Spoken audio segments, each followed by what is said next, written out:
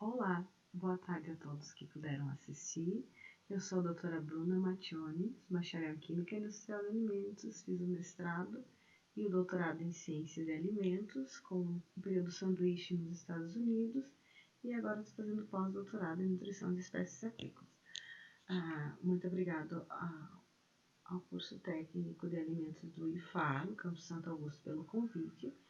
E agora eu vou falar um pouco sobre altos e baixos do doutorado sanduíche no exterior, nos Estados Unidos, no caso, e afinal, o que é o glúten? Então, foram feitas algumas perguntas e eu vou tentar responder elas. Uma das perguntas que foram feitas é: como você ingressou na UFSC? Eu entrei na UFSC para fazer um mestrado em 2007, final de 2007, depois da minha formação, da minha graduação na Unijuí. Eu fiz a seleção para o mestrado na UFSC, foi bem difícil. Você vem de uma universidade privada, então tem um certo preconceito entre as privadas e as públicas e a privada. Foi bastante difícil no início, foi bem complicado. Eu me esforcei bastante e no fim eu consegui fazer o mestrado, terminei. Não tinha bolsa, mas não tinha tantas, porque abriu muitas vagas na época. Então eu trabalhei um bom tempo com a professora Alicia de Francisco, como técnica na extensão, no Labical, e fazia um mestrado com óleos e gorduras, com a professora Jane. E foi muito bom, assim, o mestrado em si. Foi mais difícil a questão de adaptação. E aí depois eu fiquei um tempo trabalhando como técnica de laboratório com uma outra professora, a professora Débora Machado Fracalossi, com nutrição de espécies aquícolas. Então ela tem um laboratório de nutrição muito bom, que é no sul da ilha. E eu fiquei trabalhando um tempão como técnica, e eu fiz a seleção para o doutorado. Daí, quando eu fiz a seleção para o doutorado, foi muito mais tranquilo. Eu já sabia quem ia ser meu orientador, eu já tinha um projeto de pesquisa, já falava inglês, já lia fluentemente inglês, já estava bem adaptada ao ambiente UFSC e Cal. Então, o doutorado para mim não foi difícil conseguir. E agora, falando um pouquinho sobre os altos e baixos de um doutorado sanduíche nos Estados Unidos, eu vou elencar algumas coisas que eu considero como altos. Eu fiz o período sanduíche na Kansas State University, em parceria com o USDA. O USDA é o equivalente ao nosso Ministério da Agricultura, o equivalente ao MAPA. Então, a Kansas State é uma das melhores universidades dos Estados Unidos. Ela existe desde 1823, se eu não me engano. É uma universidade bem antiga, bem conceituada. O Grain Science Department foi onde eu fiquei alocada. É o mais antigo departamento de cereais e de grãos no mundo. Então,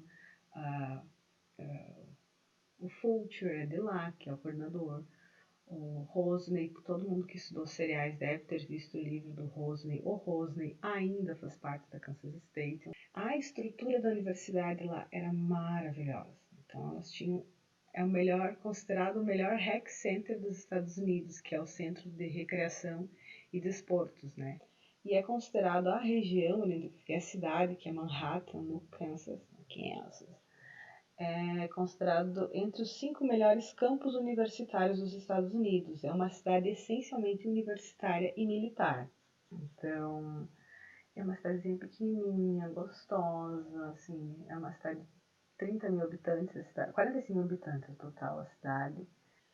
Uma das coisas também que eu achei um ponto muito alto foi atuar dentro do USDA. Então, eu fiquei, apesar do meu vínculo de visto, meu visto foi via Kansas State, eu estava ligado ao professor John Fodden, que foi que assinou os documentos como meu orientador. Eu fiquei dentro do USDA, então quem na prática me orientou e as minhas publicações são com o professor Michael Tilley, ou Mike. Vocês vão ouvir falar dele como Mike, que é meu amigo até hoje, muito querido Mike. Então foi muito bom. Daí dentro do USDA era mais tranquilo, tinha muito mais recursos. E uma das coisas também que foi muito, muito bom para mim, e que eu vi que não aconteceu com outras pessoas foi... Eu fui indicada da minha professora de doutorado, que é a professora Alice de Francisco. Ela fez a graduação, mestrado e o doutorado na Kansas State, no departamento de cereais, de Grain Science and Industry Department. Então, todos os colegas que eram colegas dela de mestrado e doutorado, agora já estavam na fase de... Os que ficaram ali já eram diretores. Então, o Rosny, que foi o co-orientador dela, é o consagradíssimo Rosny. O Fabian, John Fabian, que era colega dela, era diretor do departamento. O Steve Graham, que também foi colega da professora Alicia, era o diretor do centro. E assim seguia. Então, a professora Beck Miller também já conhecia a professora Alicia. Então, isso me ajudou muito, me abriu muitas portas. Eu tive problemas para conseguir a documentação dentro da universidade, que demorou para vir o visto, por causa disso, a universidade lá. E aí ela ligou para os colegas deles e o diretor do centro pegou a documentação e passou de mês em mês e pegou as assinaturas e mandou o visto. Então, foi muito fácil. Isso era uma das coisas que eu achei mais legais, assim. Uma das coisas, assim, que para mim foi uma dos mais altos foi o aprendizado. Eu fiquei numa universidade que tem mais de 200 anos de história, acostumada a receber alunos internacionais, então, literalmente do mundo inteiro. Eu conheci gente do mundo inteiro. Morei com uma libanesa, morei com uma brasileira, morei com uma americana.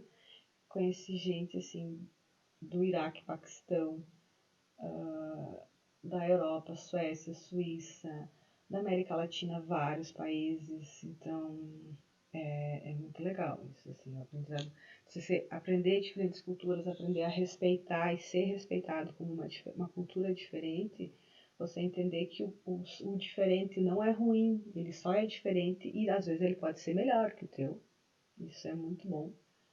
Nos abre a cabeça, assim, dá uma outra perspectiva de vida, né, de mundo. Aprender novas línguas também é uma coisa maravilhosa, assim, ativa outras áreas do cérebro. E com tudo isso, você morar num lugar diferente, você ter novas línguas, você ter contato com uma nova cultura, te dá muito essa capacidade de se virar. Você percebe que, assim, você consegue se virar, não interessa onde você estiver. Então você perde muitos medos, você perde muitas vergonhas, assim, é muito bom. E lá também tinha muitas trilhas de bicicleta, que é um ponto alto. O cinema era bem legal, apesar de caro, bem caro. Uma coisa bem legal da cidade, que pra mim é um ponto alto e um ponto baixo. É um ponto alto para quem vai comprar. Então a cidade não tem lojinhas espalhadas pela cidade, você tem centros de compras. Então você tinha o centro leste e o centro oeste, né? Leste e oeste. E aí você podia ir, então tinha um que tinha mais supermercados, e aí logo tinha o shopping e as lojas, e algumas lojinhas ao redor do shopping. Aí no centro da cidade, então tinha a parte de alimentação, bares, pubs, cafés, livrarias, essas coisas assim, uma que outra lojinha. E aí no outro lado, do lado leste, então tinha outros tipos de lojas. Então eram mais lojas de departamento e alguma coisa de alimentação. E aí não tinha da cidade, assim, lojinhas. Entende? Tem grandes lojas, tem grandes empresas varejistas, tinha Applebee lá, tinha todas as grandes marcas americanas, todos os grandes comércios americanos tinham sua franquia lá. E é assim que funciona. Não tinha muito espaço para pequeno lojista, para pequeno empresário, para microempreendedor individual. É franquia. Se você tem dinheiro para pagar e iniciar uma franquia, é legal. E acho que uma ou outra startup, mas assim, já em estágio bem avançado. Assim, eu não vi ninguém pequeno, não vi nenhuma lojinha pequena. Eu vi 2 farmácias assim pequenas, mas tinha 3 grandes redes de farmácias, né? Que era junto com a Walmart, o Walgreens, e uma que era junto com o Hy-Vee, que é uma rede de supermercados. Os mercados também não tinha vendinha, não tinha mercadinho. Tinha uma feira sazonal de primavera, e aí tinha outros mercados grandes, assim. Tinha o Aldi, que é uma rede americana, o Walmart, o Hy-Vee e esqueci o nome do outro, que também é uma rede grande, não tinha mercadinho, assim. Então esse por outro lado, um ponto baixo, assim.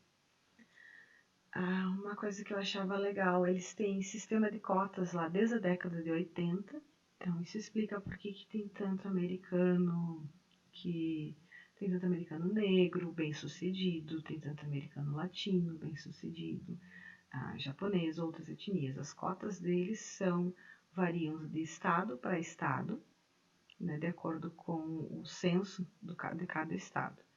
Então, e por etnia, então é branco, americano, negro, asiático e latino. Não, eu lá não sou considerada branca, sou considerada latina, né? E até uma das coisas que o Mike, que foi meu orientador lá, falava, a gente discutia muito sobre essa questão de racial, né, e preconceito. Aí eles falavam assim, o pessoal aqui diferencia quem é branco de quem não é pela cor da pele no verão. Assim, tu fica oliva quando esquenta. Tu não fica vermelha empipocada. E de qualquer forma, qualquer pessoa que nasceu do México para baixo não é branco, é latino. Então, mesmo que a gente vá lá branquinho, branquinho, branquinho, não, lá você é latino e você é tratada como latino. Apesar de que o meu sotaque, quando eu falo inglês, ele não denuncia que eu sou brasileira, graças à minha professora de inglês e muitos cursos lá. Com o tempo eles perguntam e eles sabem. E né, você não vai mentir. E aí você é tratada como latina. Uma coisa que eu também achei muito legal nas universidades lá são os clubes. Então eles têm desde o ensino fundamental, né, no high school principalmente, que é o ensino médio, até a universidade são os clubes. E isso conta pontos, conta horas e conta pontos depois no currículo. Então eu fiz parte de um que se chama Toastmasters. Depois eu descobri que tinha um muito legal sobre planificação e sobre moagem, mas aí já estava no final, eu já estava com muita análise para fazer, não conseguia participar de tudo, então eu participava só de um. Aí fui vice-presidente educacional, foi bem legal. Foi muito, muito bom. Assim, antes de eu vir, eles fizeram uma homenagem bem, bem querida. E eu fiz muitos bons amigos. Então, o Mike, que foi o meu orientador lá, e a Sushima, que era técnica, são meus amigos, assim, de ligar, de ligar mensalmente. Se acontece alguma coisa, um liga para o outro para saber. Então, esses foram os pontos altos. Agora eu vou mostrar algumas fotos do que foram esses pontos altos. Se meu computador deixar.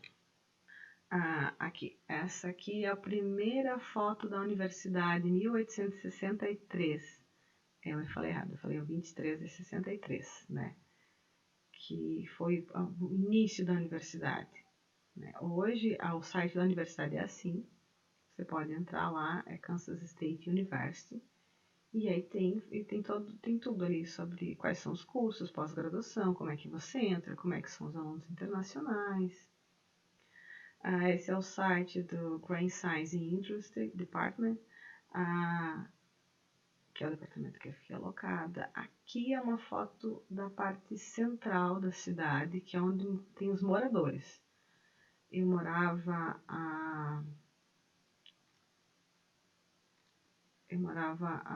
para cá, do lado do ônibus, assim, para trás, uma quadra para lá, eu morava lá. E aí no lado que tem essas luzezinhas aqui, que tem esse gramado, é um parque gigante, é um parque aberto, bonito, com pista de corrida, de caminhada, e tem várias áreas assim para você fazer piquenique.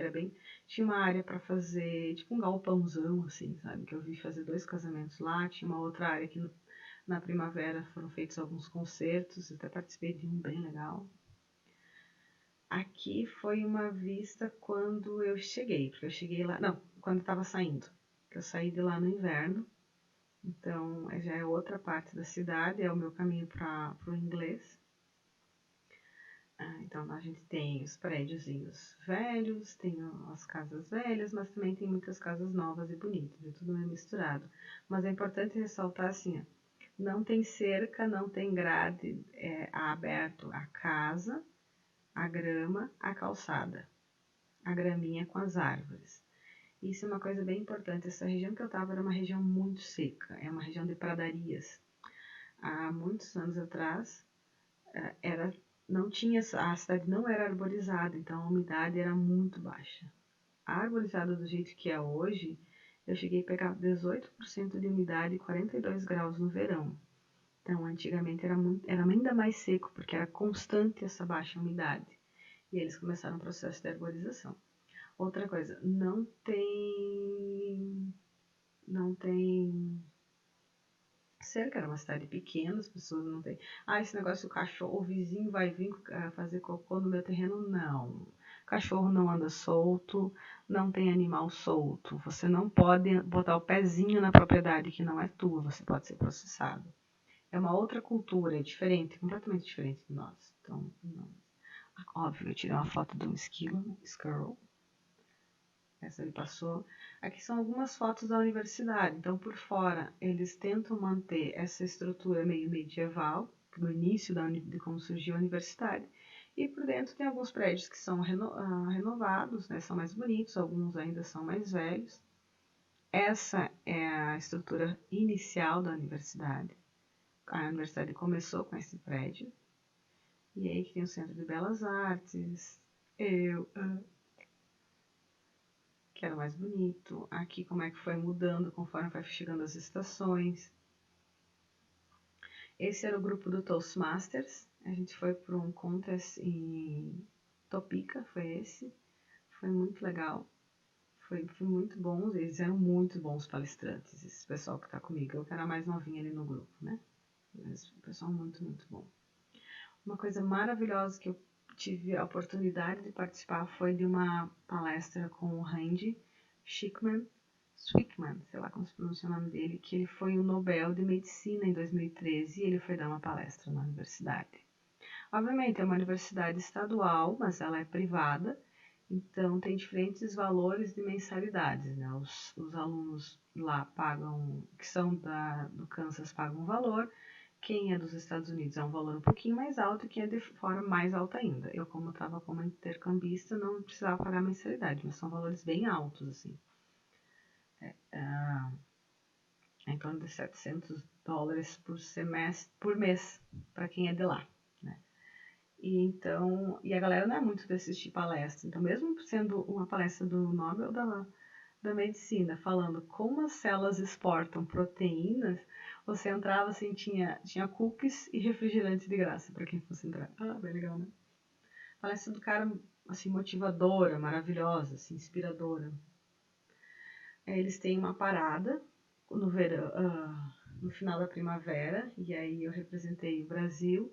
Aí tinha uma guria da Rússia, e ela veio, tá do Brasil, vamos tirar uma foto do BRICS. E eu, a galera eles davam muita importância pro BRICS, assim, se reconhece muito a importância da criação do BRICS como uma nova ordem econômica, né, que enfrenta o FMI e a União Europeia. Então, só aí faltou a África do Sul, que desapareceu em algum momento, né? Mas estava o da Índia, a China, Rússia e eu do Brasil. E aqui estava todo mundo, todos os países que tem algum aluno na universidade estavam com sua bandeira representando. E esse aqui é o parque que eu mostrei no início. E aqui é uma foto de entrada do USDA. É o site principal, o Thomas Heyer, que era o diretor na época, agora ele se aposentou. Então, tem aqui o USDA. E o segundo apartamento que eu morei, a minha janela era de frente para o USDA. E aí aqui era o USDA e aqui eram uns prédios que iam ao redor. Então aqui. Esse é o Rosinei. Então, você pode ver. Tem a professora Rebecca Miller, né, muito reconhecida na área de trigo e panificação. E aí o Rosinei de suspensório, que é esse senhorzinho muito querido, muito simpático, eu, e o professor Smith, Gordon Smith. Também muito reconhecido, mas ele é mais uma área de extrusão, se eu não me engano. Aqui tem uma foto do Mike, eu e a Sushma. A Sushma é indiana, Sushma Prakash. E eu e o Mike no aeroporto de Kansas City, que daí ele e a Sushma foram me levar. Aqui dentro da sala de reuniões e apresentações do USDA. Né? Aqui foi o dia da minha despedida. Esse é um Chopin, um equipamento Chopin. Quem trabalha com panificação sabe o que é. Aqui era uma turma de brasileiras. Então a gente fez uma festa junina. Elas fizeram, né? Eu ajudei alguma coisa só, mas não fui eu que organizei. Ah, também me pediram, você teve que aprender a falar inglês fluente? Sim, eu tive. Eu fiz 4 anos de inglês particular aqui. Depois, se alguém quiser, eu passo. Vou deixar o contato no meu Instagram. E aí lá também, quando eu cheguei lá, daí eu vi que eu não sabia tanto inglês assim, né? Eu sei ler inglês, eu sei assistir um vídeo em inglês. Agora, conversar com as pessoas que têm aquele sotaque pesado do meio oeste já é outra coisa. Então, eu tentei procurar inglês na universidade, era muito caro, era $9.000 o semestre, eu achei que estava bem fora do meu orçamento. Tu pode ter inglês pelo Adult Learning Center, que é da prefeitura. Então, você paga $50 por 3 meses e tem aula todos os dias, 3 horas por dia. Essa de boné branco com o símbolo do Wildcat, que é o símbolo da universidade, é a Genei, que é a professora de inglês. Então, eu tô de touquinha, tem o pessoal da Coreia do Norte e no canto com os brasileiros. Esse foi um dia perto do Thanksgiving que a gente faz os carving pumpkins, que faz aqueles desenhos nas abóboras. Daí eu fiz a coruja, daí tirei uma foto da gente apagou a luz para tirar foto. Então, e agora eu vou entrar um pouquinho nos baixos. Uma das coisas para mim que foi dos baixos, assim, das coisas mais difíceis que teve. Então, qual a parte que você menos gostou de morar fora do Brasil? Aqui eu citei algumas, que foram os baixos. Além da saudade, né? A gente sente saudade de casa, a gente sente saudade até das coisas que a gente não gosta. Então, uma das coisas mais difíceis foi, obviamente, o preconceito.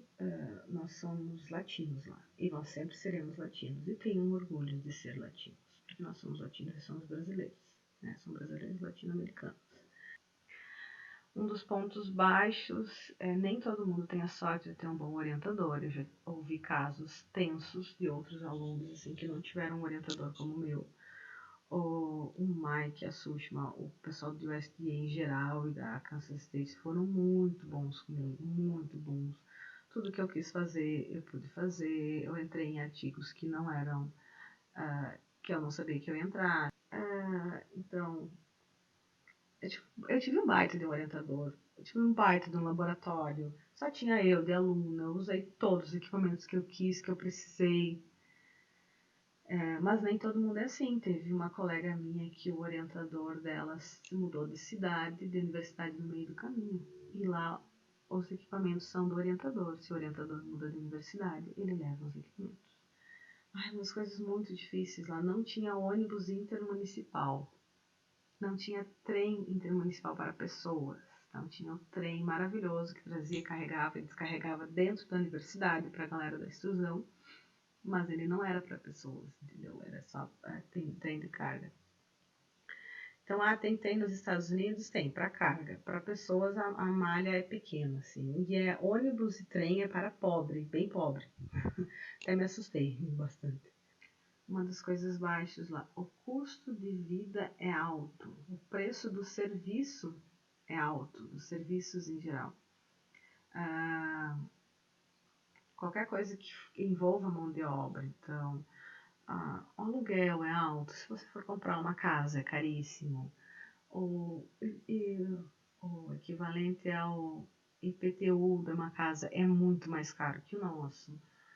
O básico é caro, sabe? Assim, a casa, as contas de luz, conta de água. Eu não coloquei aqui, mas a taxa de recolhimento do lixo, né, o tratamento de efluentes, a comida e os impostos lá são muito, muito caros. O imposto que é baixo lá é imposto estadual, que é quando você vai para os Estados Unidos, compra uma coisa e vem discriminado o imposto. Aquele é imposto estadual. Esse geralmente vai de 8% a 12%, que é o equivalente ao nosso ICMS. Então, o deles é bem mais baixo que o nosso. Então, assim, o básico é caro. Então, as coisas assim, tipo roupa, eletrônicos, eletrodomésticos, carro era muito mais barato que aqui. Algumas coisas eram o mesmo preço, mas a maioria era mais barata em relação ao quanto eles ganham, é mais barato. E também eles não ganham tanto assim. A universidade, apesar das cotas, é muito elitista. Muito, muito elitista. Só quem tem grana vai para a universidade, não é qualquer um. Imagina, a universidade, as mensalidades variam depende do estado do que você está e da universidade que você está. Elas variam de 400 a 1.200 dólares por mês. A comida é ruim, tirando o hambúrguer deles, que é muito bom, a comida em geral é ruim. Algumas coisas de fast food são gostosas, são muito gostosas, mas tem muito conservante. Então, eu conseguia comprar comida e fazer em casa, em geral. Né? E tudo é muito longe. A cidade é pensada para mobilidade sobre 4 rodas. A cidade tem estacionamentos gigantes e gratuitos em geral. É fácil você se locomover de carro, a pé, é tudo longe. É tudo bem, bem longe. E agora nós vamos entrar no afinal. O que é o glúten? Aqui foi o tema. O glúten foi o tema da minha tese de doutorado. Eu já vinha trabalhando com isso há algum tempo também. Tudo bem? Então, quando a gente fala em glúten, a gente pensa, o que é o glúten? Não é o glúten, é o complexo de proteínas que formam o glúten, que está presente no trigo, no centeio e na cevada. Então, de forma prática, se você pegar uma farinha e adicionar água, 60% de água, que é água suficiente para formar uma massa, sovar essa massa até o ponto de véu, e aí lavar essa massa com água, vai sobrar uma borrachinha, uma massinha, uma borrachinha. Essa borracha, ela vai ter ali entre 75% e 85% de proteína, dependendo da proveniência desse trigo, que tipo de trigo que é, e 5 a 10% de gordura que fica ali. Então, isso é o glúten. Né? Essas proteínas aí são as proteínas do glúten. Né?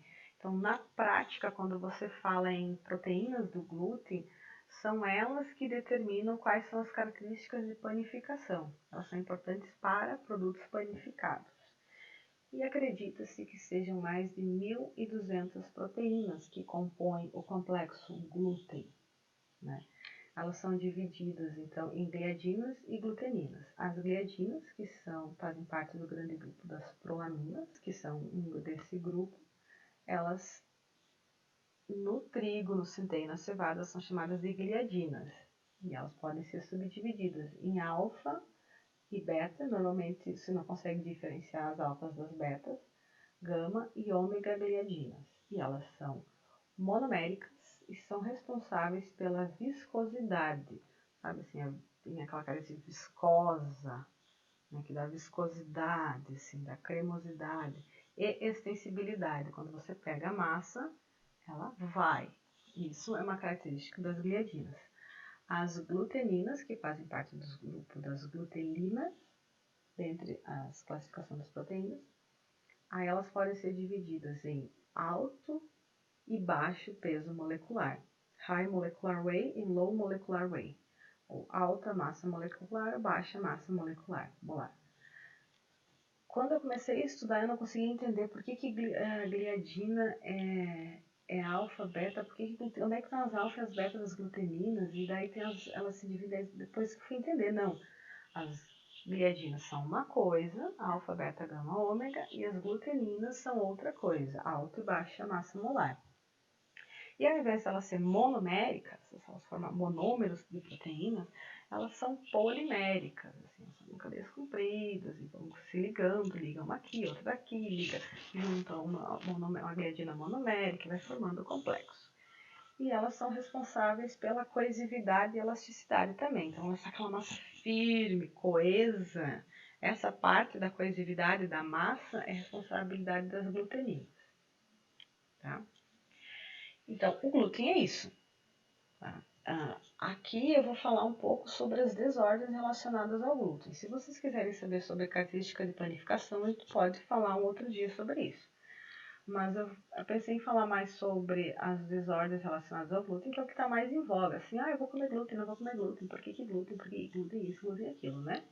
Então, as desordens relacionadas ao glúten, que foi como elas foram classificadas em 2012, elas inicialmente, lá na Roma antiga, se tem notícias sobre a asma do padeiro. Muito antigamente, né? O padeiro mexia muito com o pão, acabava tendo algum asmático. Isso é muito raro, até hoje ainda é raro, mas já foi reportado esse livro. Aí em 2009, Sherry, que é um grande estudioso da área de trigo, ele fala e faz uma revisão enorme sobre trigo, e aí ele fala das diferentes reações adversas ao trigo, e aí em 2012 o grupo do professor Fasano, Alésio Fasano, que é o Bambambam das desordens relacionadas ao glúten, então dá esse nome e classifica elas. E aqui é mais ou menos como elas são classificadas. Então, elas são classificadas de acordo com a patogenia em imunomediadas, alérgicas e nem imuno e nem alérgica. Então, dentre as imunomediadas, e a gente fala imunomediada, mudou esse nome autoimune, passou para imunomediada, porque a resposta que o teu corpo faz, a resposta imune, inicia após a ingestão do glúten. Então, você precisa do mediador, o glúten, para iniciar uma resposta imune. A mais comum é a doença celíaca, DC, e aí nós temos a ataxia provocada pelo glúten e a dermatite herpetiforme, que são também imunomediadas e uma meio que sobrepõe a outra. E aí você pode ser sintomática, silenciosa, potencial. E nós temos a alérgica, que é a alergia ao trigo, não necessariamente ao glúten. E aí você é alérgico ao trigo e às vezes não é alérgico à cevada. Alergia ao trigo é uma coisa, são normalmente respiratórias, apesar de ter alergia de contato e alergia de pele. E aí nós temos a sensibilidade ao glúten, que ela está sendo muito estudada. Existem algumas controvérsias que falam que a sensibilidade ao glúten, na verdade, ela pode ser uma síndrome do colo irritável maltratada ou mal diagnosticada. E aqui tem outros trabalhos, aqui já tem um protocolo clínico para a identificação da sensibilidade ao glúten não celíaca. Então, ela ainda gera alguma controvérsia, mas em algum lado e por outro lado ela já é aceita. Aí, como a gente fala em glúten, injeção de glúten, sempre tem alguns mitos, né? Tudo tem mito, né? Você pode olhar na internet, existe fake news para tudo. Né? E não é diferente em alimentação. Né? Você imagina, se na área que você entende que eu trabalho, às vezes surgem notícias falsas, você imagina as outras áreas, né? Então é uma coisa que a gente sempre tem que ficar atento. Nós, como cientistas de alimentos, pelo menos na nossa área, a gente não pode espalhar mentiras, não pode espalhar ou replicar notícias falsas. E aí nós podemos dividir os mitos, então, ao redor do glúten em aqueles baseados em dados, que parece ter embasamento científico, que a gente chama de pseudociência. Eu já vi, assim, isso é o que a gente entende como interpretação errônea dos dados, ou eu interpretei os dados de uma maneira errada até levar ao resultado que eu quero. Isso parece ter embasamento científico porque tem dados, mas você analisou errado. Então não tem embasamento científico, é mito, é fake. Aqueles que são controversos e há estudos sustentando ambos, então um estudo diz uma coisa, outro estudo diz outra. Então você fica naquela dúvida, mas aí você vai ver que grupo que estudou o quê, como foi feito esse planejamento experimental, né? Onde foi publicado, se essa revista é uma Predatory Journal, se é uma revista predatória ou é uma revista científica conceituada. E tem aqueles mitos que são teoria, não tem nenhum dado científico, mas vende, né? E se vende eu vou publicar. E aqueles que contrariam todos os dados científicos e reportados pela literatura, né? Que é a primazia da indústria de fake news. Então, tipo, o glúten engorda. E aí, em relação a essas modas, esses mitos sobre o glúten principalmente do trigo, então, como teve um crescente modismo do ai, não vou consumir glúten porque glúten faz mal, porque glúten isso, porque glúten incha, porque glúten até dá autismo, já ouvi.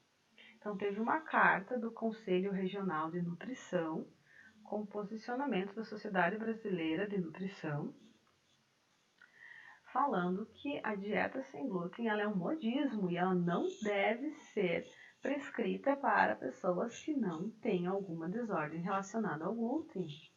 Né? A gente tem 2 milhões de celíacos no Brasil e eles necessitam de uma dieta sem glúten, mas os outros milhões de brasileiros não necessitam. Então a gente não precisa. E esse boom do sem glúten, ele até foi muito ruim, porque se começou a produzir muita coisa sem glúten, sem levar em consideração a contaminação, que é o último tema da palestra que eu vou falar. Então, prestem atenção, assim, a contaminação, ela surgiu porque, eu vou fazer sem glúten. E aí qualquer um faz coisas sem glúten, porque não usou ingredientes contendo glúten, mas não se ligou na contaminação. E a contaminação, para quem é celíaco, faz mal. Essa tendência assim, de comer produtos sem glúten, em 2017 foi o boom.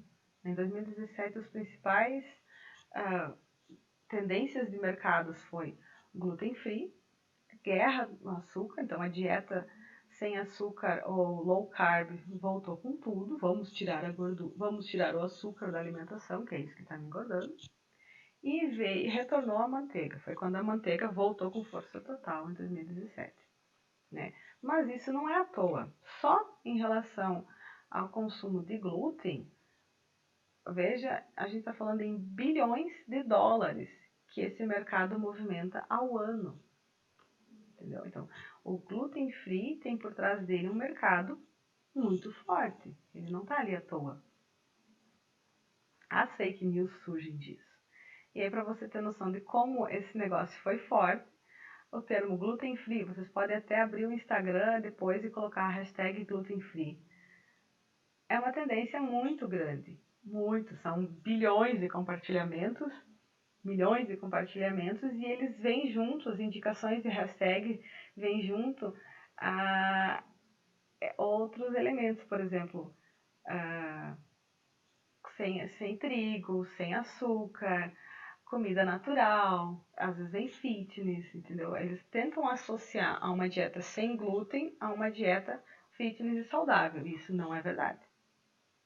Não. Foi feita uma pesquisa nos Estados Unidos sobre por que você não come alimentos sem glúten. 8% respondeu, dos que responderam ao questionário, 8% não comem glúten porque tem alguma desordem relacionada ao glúten. 8% não é o total de pessoas que têm a sensibilidade. Acredita-se que apenas 0,5% da população tem alguma desordem relacionada ao glúten. Mas entre os que responderam essa pesquisa, 8% tinham sensibilidade ou alguma desordem relacionada ao glúten. 35% não tinha nenhuma razão. Tipo, eu não como glúten porque eu não quero comer glúten, por modismo. Entendeu? 26% porque achava que era mais saudável. E aí tem os outros porcentagens, mas você entende assim, que a propaganda do gluten free, quando você pega forte numa notícia falsa, ela vai fundo na mentalidade das pessoas. E você, como cientista de alimentos, você tem a obrigação de desmentir alguns fatos. Você tem que zelar pela segurança alimentar de quem precisa consumir sem glúten, mas você tem a obrigação de esclarecer que isso não é para todos. Né? A maioria das pessoas consomem produtos sem glúten porque acha que é mais saudável. E tem vários livros sobre isso. Você vai ver que tem as receitas mais saudáveis sem glúten. O estilo de vida saudável sem glúten, sabe? Tipo, isso não é verdade para quem não é celíaco. Outros mitos fakes em relação ao glúten é obesidade, peso e perda de peso. O glúten engorda? É a causa da obesidade moderna? Não, querido, não é. É o estilo de vida, né? Antigamente você comia X, vamos lá, antigamente você comia 2.000 calorias, morava longe, trabalhava o dia inteiro em pé, gastava 3.000 calorias por dia e emagrecia, né? Com o tempo, a gente passou a consumir alimentos mais calóricos, com maior teor de carboidratos, com maior teor de gordura, porções maiores e ter um estilo de vida mais sedentário. Então, a gente aumentou a ingesta calórica, diminuiu o gasto calórico e aí levou um acúmulo de gordura, principalmente gordura visceral, né? E aí a gente tem uma série de fatores relacionados a isso. Então o trigo moderno é tóxico, né? E a dieta sem glúten cura alguma doença? Não, também não, né? A dieta low carb é recomendada para diabetes. Então, quem é diabético não é que tira o glúten. Quando tiram farináceos da dieta, para diabéticos é recomendado retirar o açúcar e farináceos e consumir produtos integrais, né? Outra coisa, muitas vezes quando você recomenda uma dieta sem glúten, você reduz muita coisa. Você reduz muita coisa, você reduz frituras, você reduz doces. Imagina, você tira sonho, você tira cuca, você tira pão, você tira calça de nada, você tira pastel, você tira... Pensa em todos os produtos que vá farinha de trigo. Tire todos eles da sua alimentação. Você vai ter uma perda de peso substancial. Com essa diminuição de açúcar e gordura e da sua ingesta e essa diminuição de peso associada à diminuição calórica, você vai ter um alívio de vários sintomas, né? Principalmente intestinais e extraintestinais. Mas aí não é por causa do glúten, é porque a sua dieta, de uma maneira geral, você diminuiu de peso e você tirou o excesso de açúcar e gordura. Então, não há nenhuma evidência científica de que o glúten ou a retirada do glúten melhore a saúde para quem é saudável. Outro mito que é muito comentado, eu vi várias pessoas falando isso. O trigo tem maior índice glicêmico que o açúcar refinado. Isso entra na categoria, tem dados científicos, parece ciência, mas não é ciência, é pseudociência. Ou interpretação errada de dados. Por exemplo, o índice glicêmico ele é feito a partir da ingestão de 50 gramas de carboidrato disponível. 50 gramas de açúcar é igual a 50% de glicose e frutose, e há uma quantidade de X. 50 gramas de carboidrato disponível do trigo é 5,1 fatias de pão integral, ou 3,9 pão branco, ou pão de trigo, pão cacetinho, né, no Rio Grande do Sul. Tem diferença entre 50 gramas de açúcar e 5 fatias de pão integral, né? Ou 4 pãezinhos brancos. É uma quantidade bem grande, aí óbvio que o índice glicêmico vai ser diferente. Nós temos diferentes taxas de liberação de açúcar entre o açúcar refinado, que é a sacarose, que é a glicose mais frutose, e o carboidrato do amido. Entendeu? A curva glicêmica é diferente. Isso é o que a gente chama de pseudociência. Você pegou um dado científico e ao invés de interpretar ele como você tem que interpretar, você distorceu a coisa, que é muito comum. E aí você tem sobre as dietas sem glúten, que é uma coisa muito importante. Entra na questão de, a dieta sem glúten é mais saudável. Não, não é. Então, foi feito alguns estudos aqui de Florianópolis, pela professora Amanda da nutrição. E aí, foi feito um estudo sobre o estado nutricional dos celíacos. E aí foi visto que no início do século XXI, o celíaco ele tinha um menor peso, uma menor estatura, uma massa muscular menor, os ossos fracos e gordura no fígado e várias deficiências nutricionais. Aí, quando ele passou a ter uma dieta sem glúten, né, gluten free diet, começou a ter um aumento do peso, aumento da massa gorda e levou sobre a obesidade. Então, existem vários estudos sobre como é que está a situação nutricional hoje. E foi visto aqui em Santa Catarina, então, os produtos sem glúten, eles usam muita farinha branca. Muito, mas tem farinha disso, tem farinha daquilo, você pode fazer um pãozinho assim, você pode fazer um pãozinho assado. Se você tem tempo, você pode fazer. Se você não tem tempo, você compra o que tem disponível. O que tem disponível e que é feito em larga escala no Brasil e no mundo é com farinha de arroz refinada, com farinha, féculas de mandioca, com amido de milho, com farinha de milho. São farinhas que têm uma quantidade de carboidrato muito alta e pouca de fibra e pouca de proteína. A farinha de trigo, ela tem entre 9% e 15% de proteína. Já as outras farinhas têm uma quantidade muito menor. A batata doce tem 1% até 2% de proteína só, um pingo de fibra, se você comer com a casca, senão ela tem pouquíssima fibra. A fécula de mandioca é praticamente só amido, né? A farinha de arroz também praticamente só amido. Então, as dietas sem glúten, elas têm um teor muito baixo de fibras, baixíssimo de minerais essenciais e muito baixo de algumas vitaminas, principalmente a D, a B e a K. E são altíssimas em açúcar, gordura e colesterol, lipídios em geral, né? Isso é ruim para quem é celíaco, né? O trigo moderno é mais tóxico que as variedades antigas?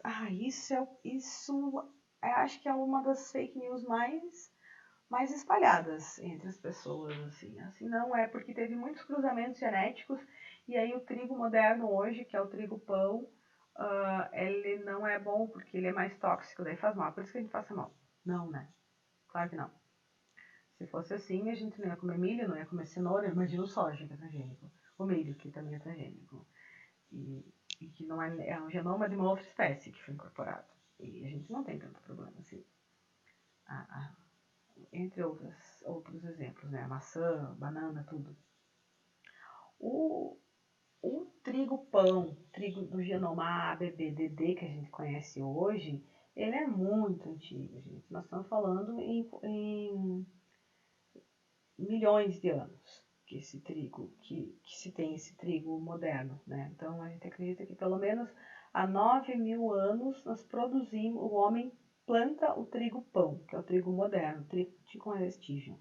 Então a gente teve uma variedade muito antiga de gramínea, que naturalmente cruzou com outra, e depois as que criaram, dando origem ao Triticum turgidum, que é o trigo duro, que é o trigo de macarrão, que é o trigo italiano. E aí mais tarde teve a outra incorporação do DNA de outra variedade de gramínea, que aí surgiu o trigo moderno. Esse tipo de cruzamento é muito raro, né, que aconteceu com o trigo. E aconteceu há muitos milhões de anos atrás. Né? Então nós temos esses diferentes tipos de trigo que deram origem ao trigo moderno, que é o estígio, e o turgidum, que é o trigo moderno duro. Essas variedades antigas eram variedades, a maioria eram variedades muito altas, e aí ela acabava quebrando. A planta quebrava, porque ela era muito alta, daí o cacho com o grão ficava pesado, quebrava, não conseguia colher. E ela debulhava também, então mais tarde se incorporou a umas variedades consideradas variedades anãs, que aí o trigo ficou na altura que ele é hoje. E se produz o mesmo trigo há muitos anos, tá? Outra coisa que eu também já ouvi falar, o consumo de glúten causa outras doenças e alergias? Né? Eu ouvi falar que o glúten causa autismo, aí tem que tirar o glúten para não dar autismo. Na verdade, o que acontece não é isso, o que acontece é que as autoimunes estão relacionadas. Então, quem tem uma autoimune não tem só uma, ela nunca vem sozinha, nunca vem sozinha. Tá? A doença celíaca, ela é caracterizada pela presença no cromossomo 6, na posição 21 da classe 2, a presença do DQ2 ou DQ8, no complexo de subcompatibilidade. Então, aqui como se fosse cromossomo 6 em cima, ali a classe 2, 13 e 1, Aqui na classe 2 tem o locus do DQ. Então, ali, quando tem o 2 e o 8, significa que a pessoa tem predisposição genética a ser celíaca. Mas isso representa em até 35% da chance de ser celíaco. O resto vem de diferentes cromossomos. E um cromossomo altamente relacionado à doença celíaca é o cromossomo 16, que ele está relacionado com a presença ele que codifica a liberação de zonulina. Eu já vou explicar o que é zonulina. Mas para vocês terem noção, esse cromossomo 16, ele é o que tem a maior quantidade de doenças relacionadas. Então, muitas doenças autoimunes, então muitos autoimunes estão ali, alguns tipos de câncer, doenças do sistema nervoso central. Então, quando você tem alguma desordem no 16, existe a possibilidade de ter outra, não ser só uma. E aí, nesse cromossomo 16 também está a sequência que codifica a liberação da zonulina, a regulação da zonulina. A zonulina, ela é uma proteína que liga e desliga o fechamento entre células. Né? Você tem as células epiteliais e o que mantém uma célula unida à outra, assim, são um complexo de proteínas chamado tight junctions. E a ligação da zonulina nas células de superfície, nos receptores de superfície dessas células, é que vão liberar essas proteínas e permitir que conteúdo extracelular entre para a membrana inferior. E essa sequência que regula e modula a zonulina, ela está com nós há 2,5 milhões de anos. Então, desde os primeiros vertebrados, a gente tem isso, porque a gente tem as tight junctions em várias células humanas. Aí o que acontece? Quem é celíaco, quem tem alguma doença imunomediada causada pelo glúten, ela tem uma sobreexpressão de zonulina. Então, os fragmentos de gliadina, eles se ligam ao receptor de membrana, específico para quem é celíaco, aumenta a produção de zonulina, essa produção de zonulina se liga em outros receptores de membrana e tem essa disruptura dessas proteínas e a gente tem uma abertura. Tem muitas pessoas que chamam de gut leak. E aí você tem fragmentos, no caso de glúten, que entram para a parte inferior do intestino, né? Você sai no epitélio intestinal. Aí você vai ter as células T, que vão ser específicas para esses peptídeos e vão liberar uma resposta imunológica.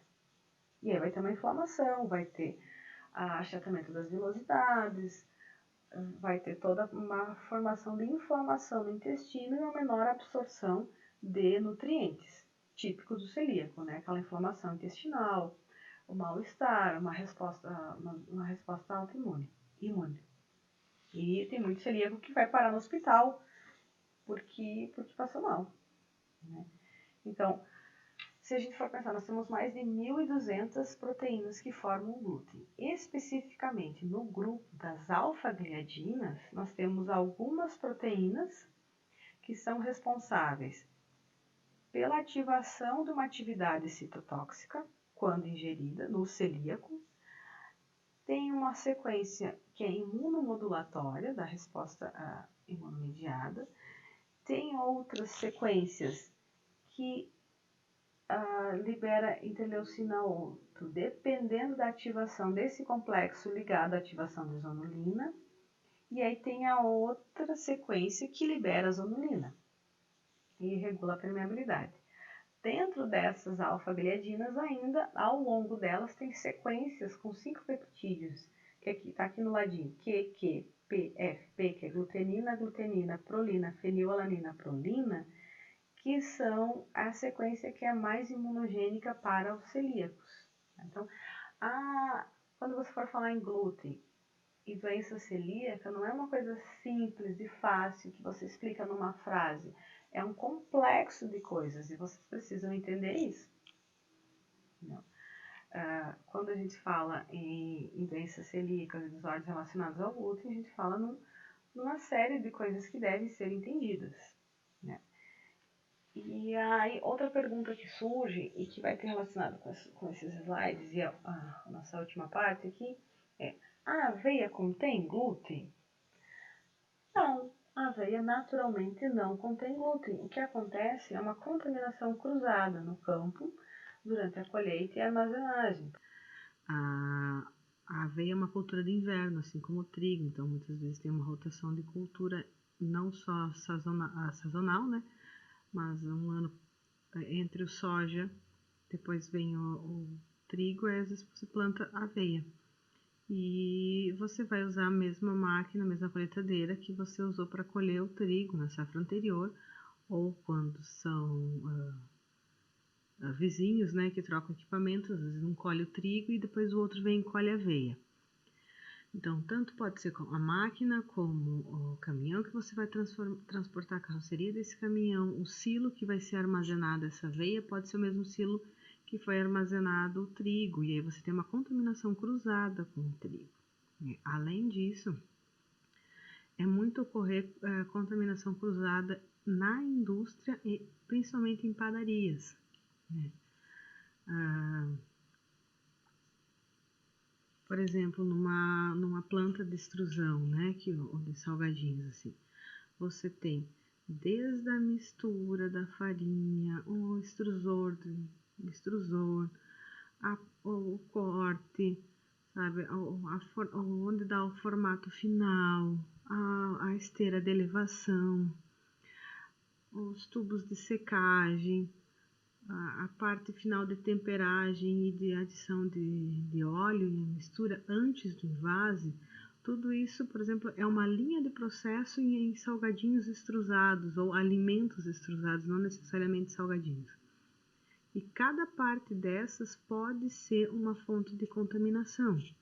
Em casas, mixers, batedeiras, refrigeradores, mesmo em padarias, batedeiras, fornos, micro-ondas.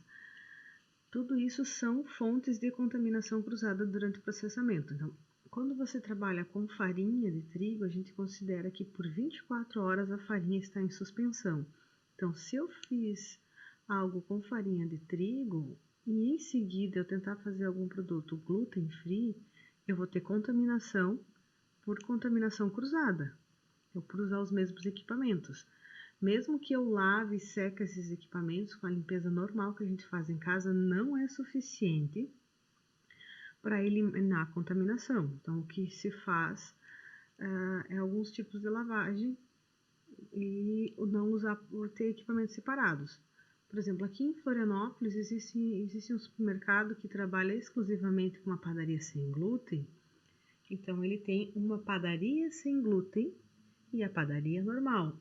São ambientes físicos separados, com funcionários separados, equipamentos separados, exclusivamente para sem glúten e o outro normal para produtos com trigo. Porque o que acontece? Nesse boom do gluten free, da dieta gluten free, essa contaminação não tem problema para quem consome glúten porque está na moda, porque a Nutri mandou. Mas essa contaminação faz mal, gera inflamação, causa a inflamação intestinal e todos os problemas decorrentes dele em quem é celíaco. Então, para o celíaco, essa baixa concentração de glúten, que na ordem de ppm, que é miligramas por quilograma, então miligramas de glúten por quilograma de alimentos, ou ppm, para uma pessoa normal, ela não muda nada. Para um celíaco, ela pode e provavelmente vai causar uma reação, vai desencadear uma reação imune. Então, se por um lado o boom do gluten free foi legal, porque disponibilizou no mercado mais produtos sem glúten que os celíacos se beneficiaram, e quando eu falo celíacos eu me refiro a todos que contêm alguma desordem relacionada ao glúten, para quem... Por outro lado, a contaminação em decorrente de muita produção, às vezes pequenos produtores, pequenas padarias. Eu em casa resolvi vender produtos sem glúten, mas eu não estou testando eu não mandei para o laboratório para fazer análise se esse meu produto é realmente sem glúten, porque é caro uma análise de produto sem glúten, né? Isso. Então, isso acaba chegando ao consumidor celíaco com um produto contaminado, e aí para ele faz mal, entendeu? Então, quando a gente fala em produtos sem glúten, tem que sempre levar em consideração a contaminação, e assim são para as pessoas que precisam de produtos sem glúten, assim como produtos diet são para diabéticos, e é assim que a gente tem que entender, sabe? As desordens relacionadas ao glúten, elas são graves, elas devem ser levadas a sério, as pessoas têm que ter respeito com o celíaco, mas você não pode usar mitos e notícias fakes para sustentar uma dieta sem glúten, quando você não tem necessidade dela. Então, são duas coisas que tem que ficar, que eu espero que tenham saído claro de hoje. Né?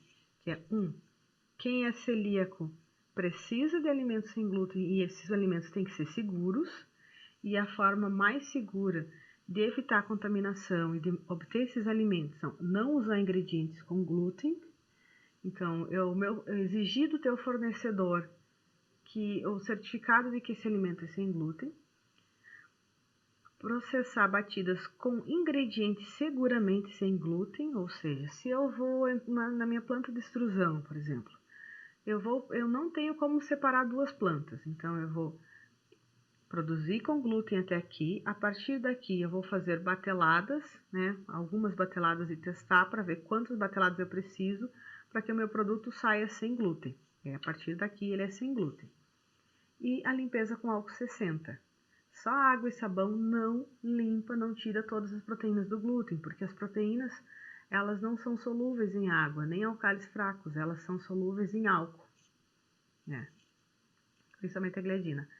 Então, é importante que se tenha produtos que se limpe com álcool, se você vai usar o mesmo equipamento para fazer produtos com glúten sem glúten, álcool 60, não é álcool 70, é álcool 60. E eu espero que tenha ficado claro, espero que tenha sido bom a palestra de hoje. E eu espero que vocês tenham entendido quem são os celíacos ou as pessoas que têm desordens relacionadas ao glúten e como é importante respeitar a dieta dessas pessoas, não insistindo no não, é só um bolinho, porque ela vai passar mal, e ao mesmo tempo entendendo que uma dieta sem glúten, quando não tem necessidade, ela é modismo. Então, você tem que entender o que é modismo e o que é necessidade da pessoa. São coisas diferentes. Então, eu espero que vocês tenham gostado da palestra. Qualquer dúvida, vocês podem entrar em contato comigo pelo meu e-mail. E é isso.